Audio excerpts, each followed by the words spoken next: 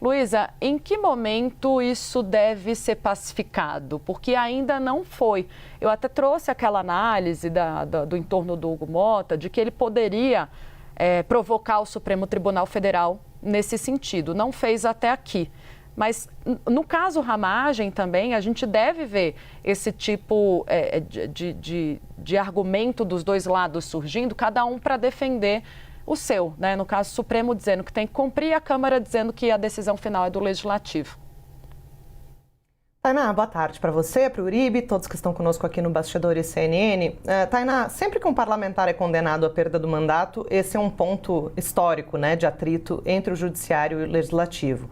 O caso de Ramagem é juridicamente idêntico ao da deputada federal Carla Zambelli. Então, por isso que o presidente da Câmara, Hugo Motta, está tentando aí recalcular a rota, passou na frente até esse caso de Eduardo Bolsonaro, porque no caso de Ramagem existe essa perspectiva de que, se ele levar isso à votação no plenário da Câmara e o plenário da Câmara decidir manter válido o seu mandato, é óbvio que vai vir uma decisão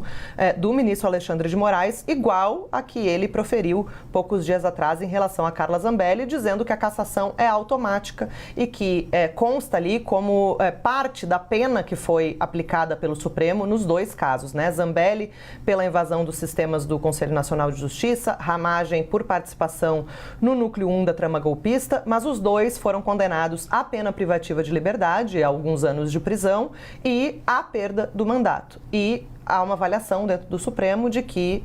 cabe à Câmara apenas um ato formal ali, um ato administrativo da mesa diretora, declarando o fim do mandato em cumprimento à decisão judicial do Supremo e fim de papo, sem margem para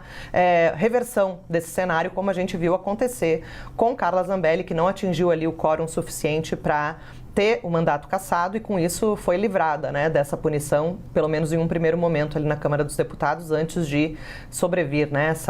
essa decisão do ministro Alexandre de Moraes. Então, Hugo Motta, ele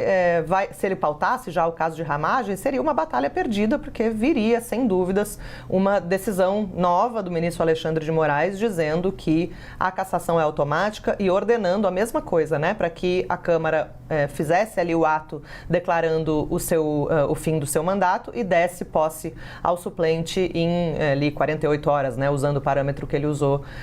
para Carla Zambelli. A questão de Hugo Motta provocar o Supremo para fixar essas balizas é algo que a gente precisa acompanhar para ver se de fato vai ser feito. Ex-presidentes da Câmara, antecessores de Hugo Motta, tanto Rodrigo Maia quanto Arthur Lira, fizeram isso, acionaram o Supremo para